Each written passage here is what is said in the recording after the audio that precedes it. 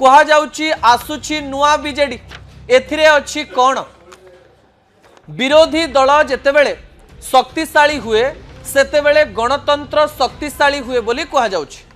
Bharatiya Janata party प्रतिदिन कहूची BJD भांगी गलानी एवं बीजेडी विभिन्न प्रकार रे एमिति अवस्था रे रहिची जे आमे हुइसिल मारिले बीजेडी भांगी जीव किंतु बीजेडी एही समय रे मानस मंथन करूची कि एवं नवीन बाबू सतरे चिंता करूचंती कि मो परे कोन ना नवीन बाबू एबे भी सुविधावाद राजनीति करूचंती। जदि नवीन बाबू चिंता करूचंती नुआ बीजेडी को सामना को आनिबे ताले नुआ बीजेडी रो रूपरेख कोन रहिबो।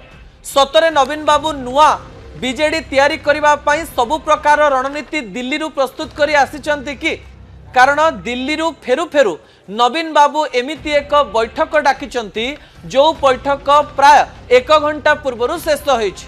नवीन बाबू हाथ हले हले पुणी थरे नवीन निवास को फेरी जाइचंती।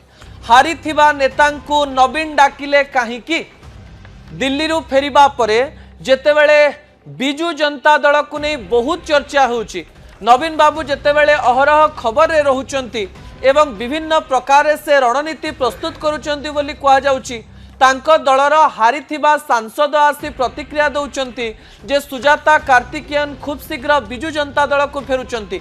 एही समय रे नवीन बाबू दिल्ली रु फेरी बिजू जनता दल रे 2024 मसीहा रे हारिथिबा नेता माननकु डाकिबा पछरे अनेक गुडिए कारण थाई पारे बोली कहा जाउछि।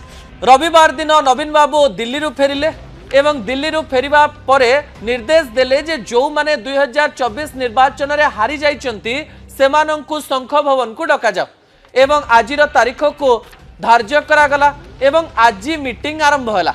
प्राय 5:15 रु 5:30 मध्य शंख भवन रे पहुंचिले नवीन पटनायक एवं कहा जाउछि नवीन बाबू एही बैठक रे किछि नुआ रणनीति प्रस्तुत करिसंती नेता मानक सहित कथा हेचंती ता सहित पराजित होइथिबा मानकरू बहुत गुड़ाए फीडबैक नहीं भविष्य नुआ बीजेडी तैयारी पाई रणनीति प्रस्तुत करुचंती।